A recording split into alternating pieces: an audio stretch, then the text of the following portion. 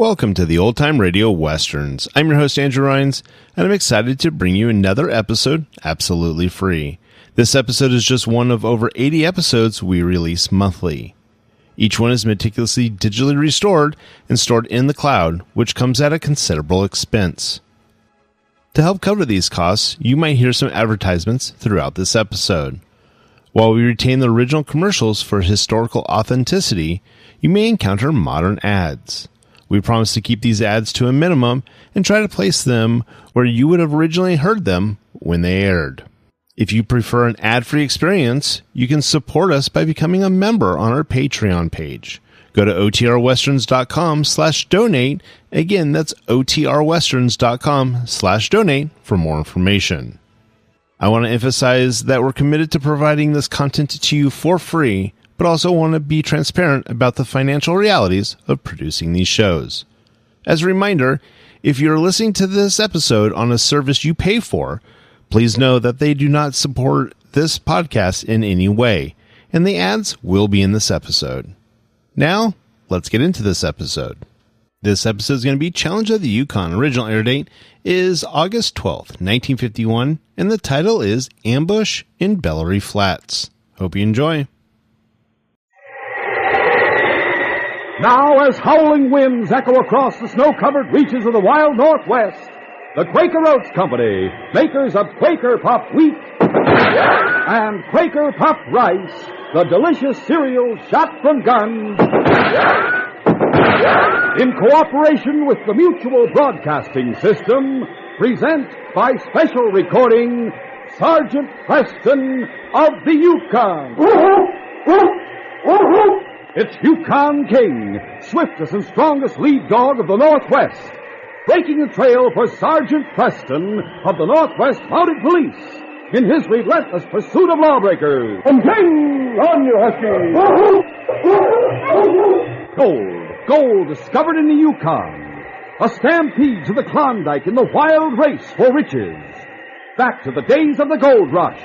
And the adventures of Sergeant Preston and his wonder dog, Yukon King, as they meet the challenge of the Yukon.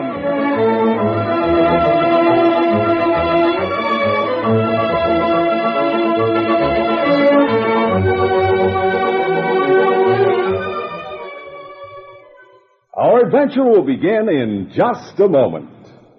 As a parent, would you fail your own child? You may be doing just that by ignoring the serious problems that our schools face today. Overcrowding to the point where students must share desks and books, attend only half-day sessions, not enough teachers. With the school population growing by 1 million every year, what will the situation be in 10 years? Realizing that these educational problems must be solved, President Eisenhower has called for a White House conference on education to be held in November. As a citizen, as a parent, it's up to you to join your community's efforts toward better schools. Start today by writing for free information on how to hold a community conference. Write Better Schools, 2 West 45th Street, New York 36, New York. Remember, better schools build better communities. This message is brought to you as a public service.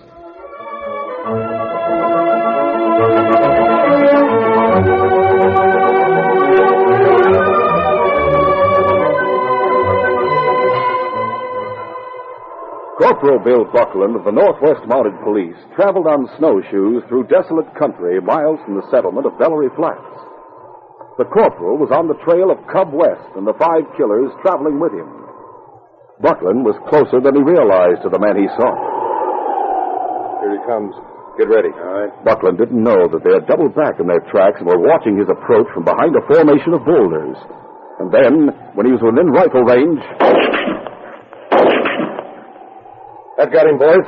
That Mounties off our tracks for keeps. We'll make sure of that. Well, let's shove on, boss. We'll shove on after I make sure the Mountie's dead. Come on, we'll go over and take a look at him. The short, heavy-set man giving the orders was Cub West. Cub had received his nickname early in his career of crime. In his teens, he had turned criminal, and his greatest boast was that he'd been behind bars only once. And now, in his middle 30s, he was an expert at dodging justice. Only one of his followers, a man named Tex, had escaped being pictured on handbills. When Cub saw the face of the Mountie he had shot, he turned to Tex and snapped. Thought you said Preston was on our trail. Well, boss, that's what I heard in Dawson. Oh, this isn't Preston. Who is he, Cub? His name's Buckland. He generally patrols this territory. Gosh, boss, I didn't know. I thought he was Preston. Well, we didn't get Preston, but this Mountie sure is dead. As I see it, we're in worse trouble than we were before. We killed one Mountie, and we still have Preston to reckon with. Hey, Cub, let's make for the border while we have the chance. I'm not clearing out of the Yukon till I have enough gold to put me on Easy Street. Cub, if we stay here, we'll be captured. Not if we make Preston think we cleared out of this country. You mean we'll make him think we've cleared out? But we'll stay here? That's it. We'll hide out till the heat dies down. You know a safe place to hide? Yeah. There's no mine not far from here. About 2 years ago, a gent named Wright bought it. He and his wife and son live there. Yeah, well, what about it? Well, I heard in Goldville that Wright died. The woman and the 10-year-old boy are there alone. We'll make them hide us. I get set to travel, boys. We're heading for the Wright mine.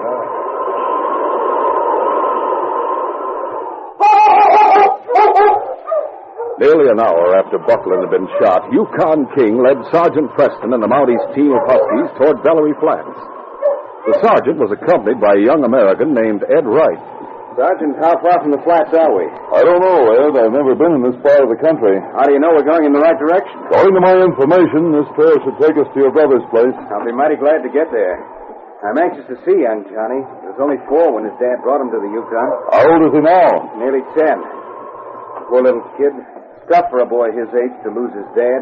What happened to his father? He died about 3 months ago. Pneumonia. Oh, sorry to hear that. I promised my brother I'd take care of his wife and son if anything happened to him. So from now on, I guess it's up to me. Hey, Sergeant, is it my imagination or is the sky getting dark over to the north? It isn't imagination, Ed. We're going to have snow. What if the trail's covered before we reach the mine? We'll travel by compass and look to King to get us through. Hey, Sergeant, King's running away. There's no danger of that, Ed. But look, he's running way ahead on the trail. He does that often. The team will catch up to him. Looks like he's found something in the snow. Yes. Looks as if it's an animal. All right, King, we're coming, fella. Oh, Huskies. Come on, Ed, we'll investigate. I'm with you, Sergeant. What is it, King? It's a man. He's wearing a bearskin parka. He must have frozen to death. Sergeant Preston didn't answer. He had already noticed the official striped breeches on the still form. Gently, he turned over the body that had been lying face down in the snow. Bill. You know him, Sergeant? Yes. He's wearing a uniform. That's right. This is Corporal Buckland. I came to this part of the Yukon to see him. I didn't expect to find him dead. He was shot. He was shot from ambush. His gun is still in the holster. You say you came here to meet him? Yes, the inspector sent me from Dawson to warn Bill about Cub West and his gang of killers. Is the Cub West gang in this part of the country? Yes. Perhaps Bill crossed their trail. Those murderers. They're too late to help Bill, but not too late to get those killers. Ed, help me carry his body to the sled, and we'll look for tracks.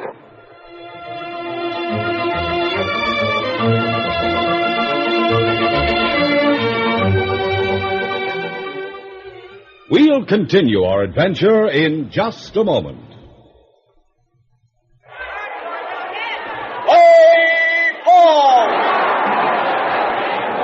Say, have you had the thrill lately of being right there in the ballpark when the leadoff man steps up to the plate? Have you been there to see the star players in person, see them wallop home runs, see the exciting double plays? Well, don't miss the fun another day. Come out to the ball game as guest of a major or minor league team. Walk right through the gate free if you are 12 years or younger and bring mom or dad or another paying adult. Yes, you can get a free baseball ticket. No mailing, no waiting. It's right inside a package of Quaker Puffed wheat or Quaker Puffed rice or Muffet shredded wheat. Or buy Quaker Pack-O-10 and get 2 free baseball tickets. Names of teams and dates are on every ticket. Hurry to get your free baseball ticket in the special package of Quaker Puffed wheat or rice, Muffet shredded wheat, or Quaker Pack-O-10.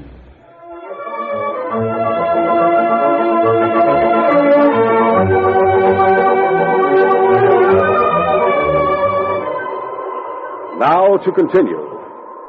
Snow began falling as Sergeant Preston and Ed Wright placed the Mountie's body on the sled. Inside of 15 minutes, the snow became a howling blizzard, completely covering the tracks of the men who had murdered Corporal Buckland. After the death of her husband, Mary Wright found it increasingly difficult to make ends meet. Men had to be hired and costly machinery bought before gold could be taken from the tunnel.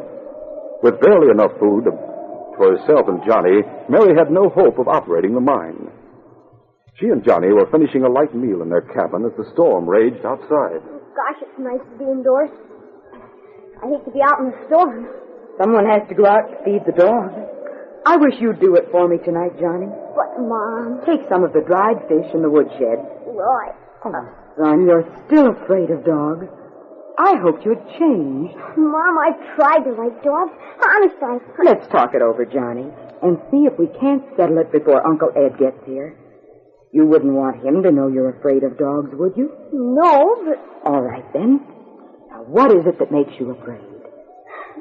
You remember the time Dad and I went to Dawson, when we lived in Three Pines? What about it, dear? Dad and I were traveling at night. There was a moon, but we couldn't see very far. A wolf pack was back off the trail. They attacked 2 men. Dad had to keep firing his gun to drive the wolves away.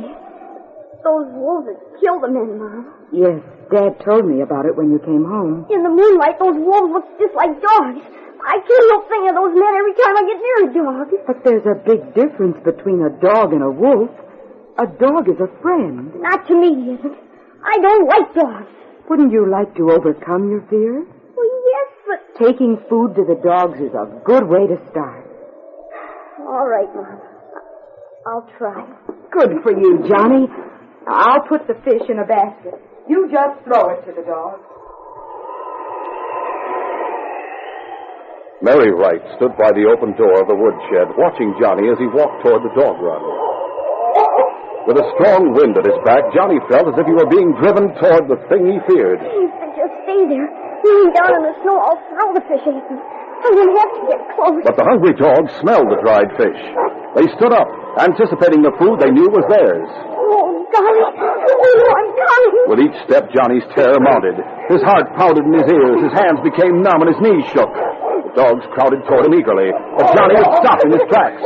He trembled from head to foot. The waiting dogs caught the hated scent of fear and reacted instantly. Mom, they're coming after me. Mom, they're chasing me. Johnny, they're not chasing you, darling. You're all right. They'll kill me. They'll kill me. Come on in the house, darling. I tried, Mom. I tried. There, dear. Don't cry. Mom, I don't like dogs. I'll never like them. All right, Sonny. I don't care if Uncle Ed knows it. Maybe that's Uncle Ed. Now dry your tears, darling. I'll open the door, Mom. Howdy, son. Hello. Come on in, boys. Cub West pushed Johnny to one side as he and his men entered the large, cheerful kitchen. Anyone besides you and the boy here, Mrs. Wright? No, of course not. How do you know my name? Put your shoulder packs over in the corner, boys. Make yourselves to home. You're welcome here if you're looking for shelter till the storm passes. We're here to stay. Maybe for a couple of days, maybe for a couple of weeks. You can't stay You here. heard what Mom said. Get out of here. Hey, you're a little too flip, boy. Maybe this will teach you a lesson. Leave my boy alone. Next time Cub speaks to you, answer respectful, you hear? Leave him alone, you beast. Let that be a lesson to him. Next time, I'll hit him harder. Please go away and leave us alone. Mrs. Wright, I'll give you the facts. We're dodging the Mounties. Dodging the Mounties. Yeah. We need a place to hide. Now, maybe if you know more about us, you'll realize we mean business. That you can't double-cross us and stay alive. We're wanted for robbery and murder. What, murder? One of the men we killed was a Mountie. We shot him this morning. We don't want to do any more killing, Mrs. Wright. But we will if we have to. Do you understand? Yes, I understand. Larry, you and Slim search the place for weapons. Right, boss. Come on, Slim. You're right with you. What if someone comes here looking for you? We'll never be taken. We'll fight it out. But do you know if anyone is following you? We know Sergeant Preston's on our trail. Sergeant Preston? Yeah, what about it? Oh, nothing. I've heard of him. Well, the storm's likely wiped out our tracks, but he may have that dog of his with him. If he comes here, he'll have to get all 6 of us. Because if he doesn't, we'll get him.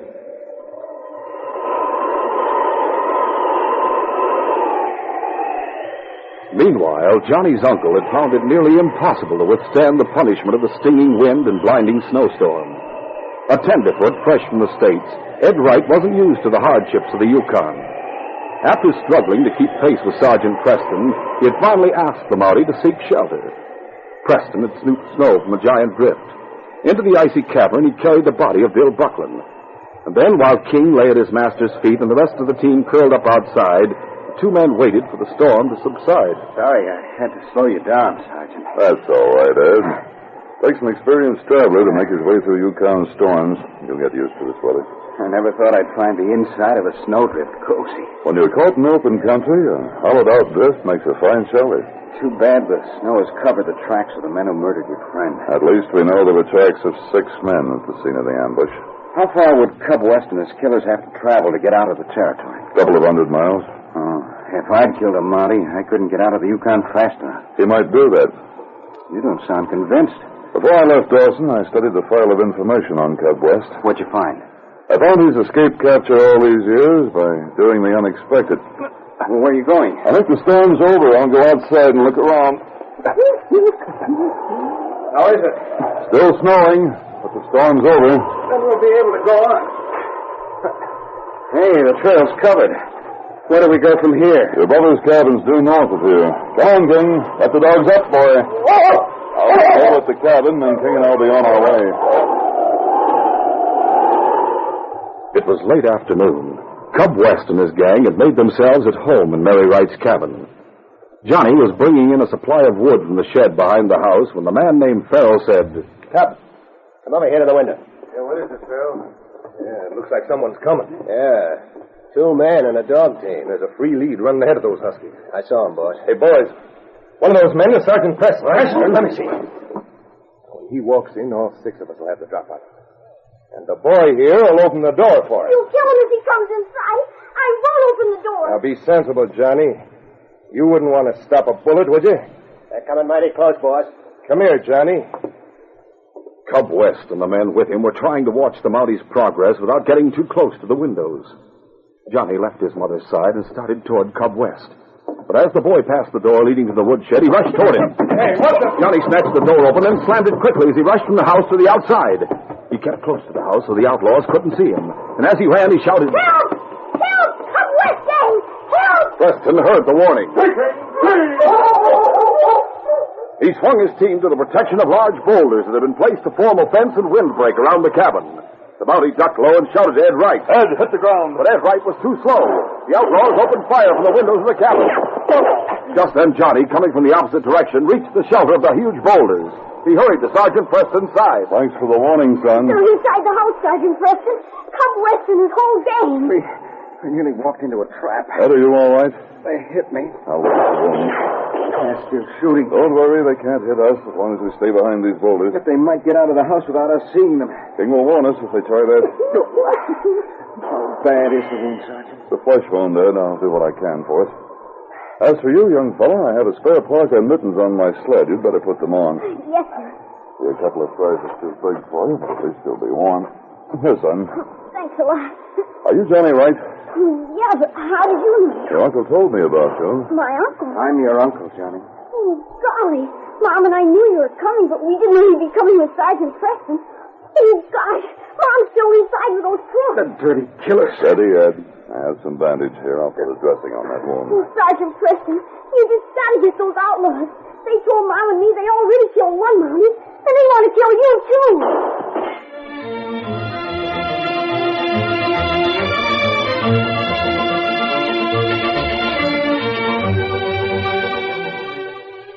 We'll continue our adventure in just a moment. You should have been at the ball game today. I saw 3 home runs. And guess what? I got one of the home run balls.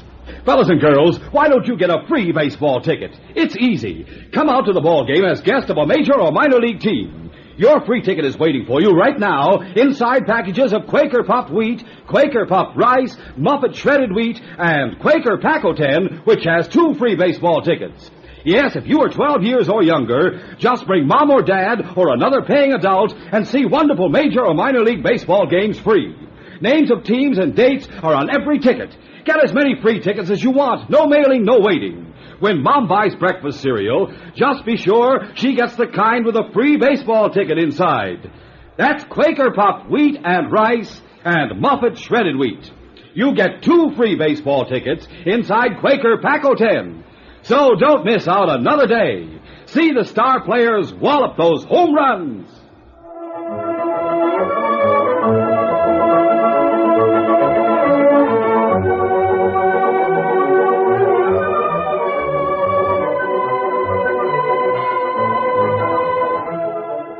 Now to continue.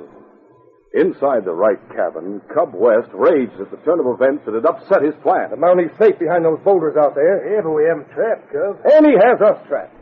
Not only that, but he could go in a straight line from the boulders to the main trail, and we wouldn't be able to see him. The boulders cut off the view of the trail. It's a cinch Preston won't show himself. Of course he won't. What do we do, boys? We'll wait till it's dark. I have a plan, boys, and I guarantee we'll get that Mountie. Meanwhile, behind the boulders at the side of the cabin, Sergeant Preston had made Ed Wright as comfortable as possible. How do you feel, Ed? I'll be all right, Sergeant. Don't worry about me. Sergeant Preston, Mom's inside the cabin.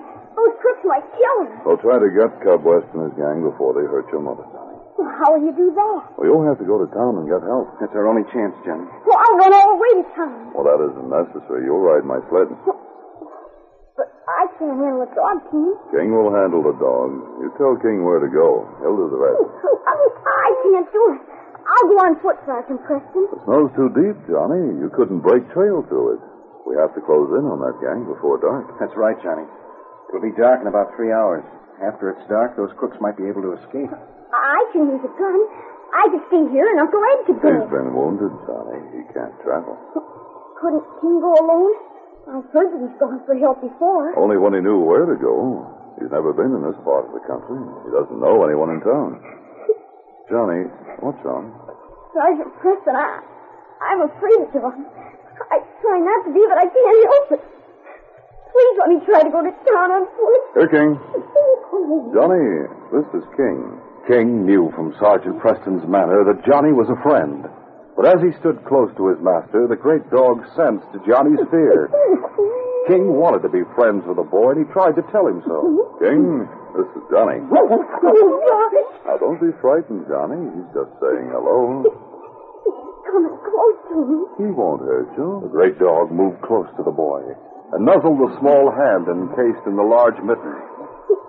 He acts as if he wants to be friends. Well, why don't you pet him?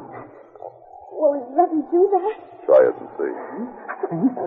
Golly, he seems to like that. He must like you, Johnny. He won't let many people do that. Gosh, Sergeant Preston, I think he does like me. Now, do you think King is as dangerous to you as those cooks inside the house? Oh, no. You're not afraid of King, Johnny. You're not afraid of any other dog. Not when your mother's life is at stake. Oh, you're right, Sergeant Preston. I'll go to town. Good for you, Johnny. I'll help you climb on the sled. Oh, all set? Yes. Here, King. Johnny, you and King are partners. This dog will lay down his life to help you.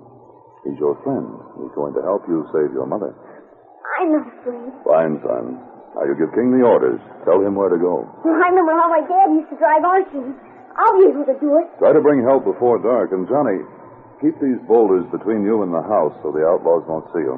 I will. I'm King!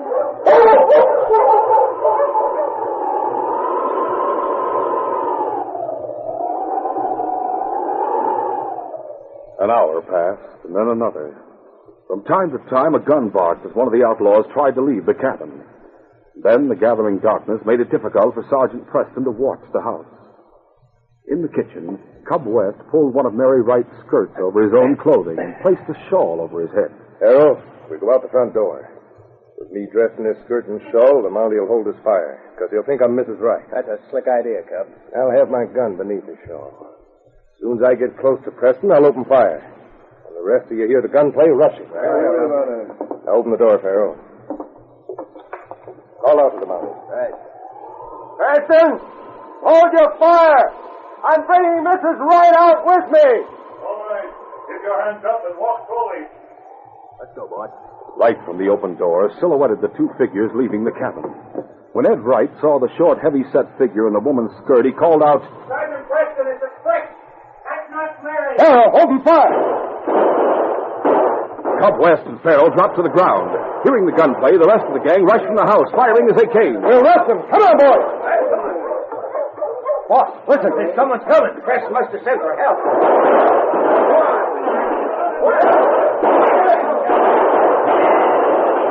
More than a dozen townsmen joined Sergeant Preston.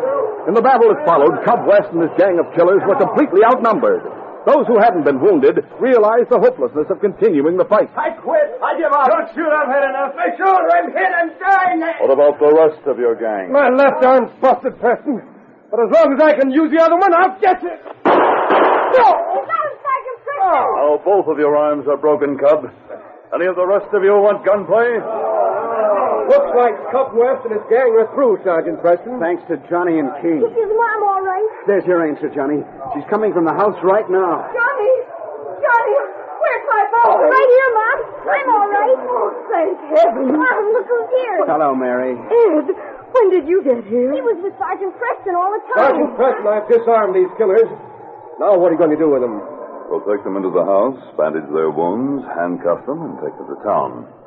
They'll go on trial for robbery and murder. Sergeant Preston, Cub West told Johnny and me that they'd killed a mountain. Ed and I found Corporal Buckland's body on the trail this morning. We should have killed you too, Preston, when we had the chance. Come on, you get along. Into the house with you. Get moving now. Johnny, you saved our lives when you brought help from town. Gosh, Sergeant Preston, I didn't do anything. King did all the work. Did you say Johnny brought help? That's right, Mom. I drove Sergeant Preston's dogs to town. You mean you handled a dog I team? sure did. Oh, Johnny, I'm so proud of you. You have reason to be proud, Mrs. Wright. Real courage is needed to do a thing you're afraid to do. I'll never be afraid of another dog. Why, they're just my good friends. You've earned a fine reward for yourself, Johnny. Reward?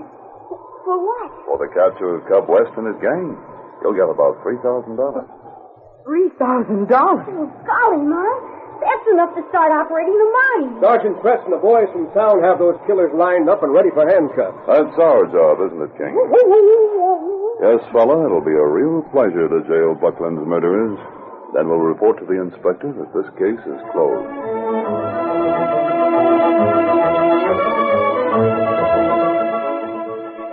We'll return in just a moment with a word about our next exciting adventure. Your musical treat of the day waits for you throughout the week on Mutual. Each Tuesday and Thursday evening, it's time for Eddie Fisher and a session of music as everyone likes it. Young and old delight in Eddie Fisher's way with a song. And he's joined on every show by Fred Robbins as MC, Alex Stornall's orchestra, and outstanding guest stars. Every Saturday, the teenager's favorite, Johnny Desmond, brings Phonorama Time and a roundup of the newest and best in popular recordings. On Sundays, the Enchanted Hour presents favorite music from the world's best-loved composers. Every weekday also means time for Hawaii Calls and authentic melodies of the islands. Music fills Mutual's air throughout the week. Hear the Eddie Fisher Show, Johnny Desmond with Phonorama Time, Enchanted Hour, and Hawaii Calls on Mutual throughout the week over most of these stations.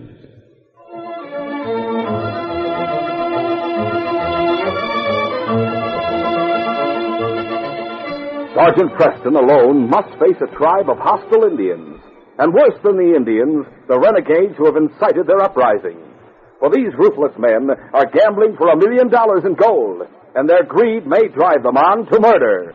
Don't miss this next exciting adventure.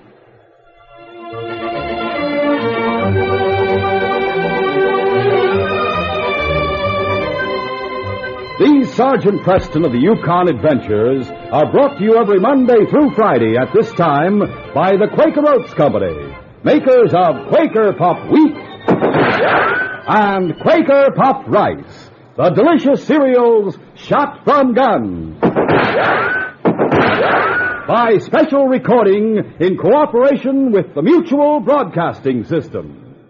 They are a copyrighted feature of Sergeant Preston of the Yukon Incorporated, created by George W. Trendle produced by Trendle Campbell Muir Incorporated and directed by Fred Flowerday.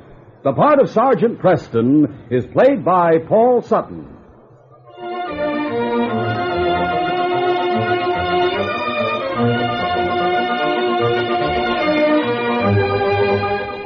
This is J. Michael wishing you goodbye, good luck, and good health from Quaker Puffed Wheat and Quaker Puffed Rice. So long. This is Mutual, Radio Network for all America.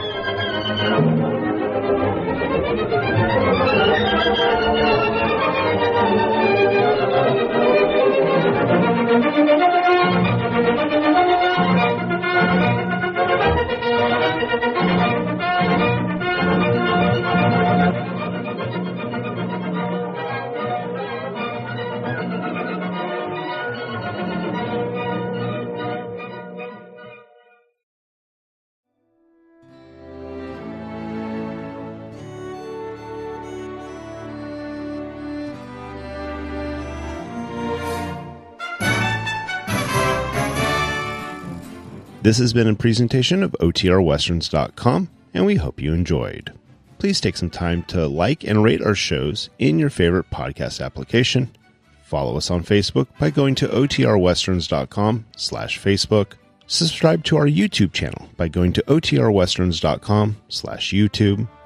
And send us an email, podcast@OTRWesterns.com. You can call and leave us a voicemail, 707-986-8739. This episode is copyright under the Attribution Non-Commercial Share-alike copyright. For more information, go to OTRWesterns.com/copyright. Have a great day, and thanks for listening.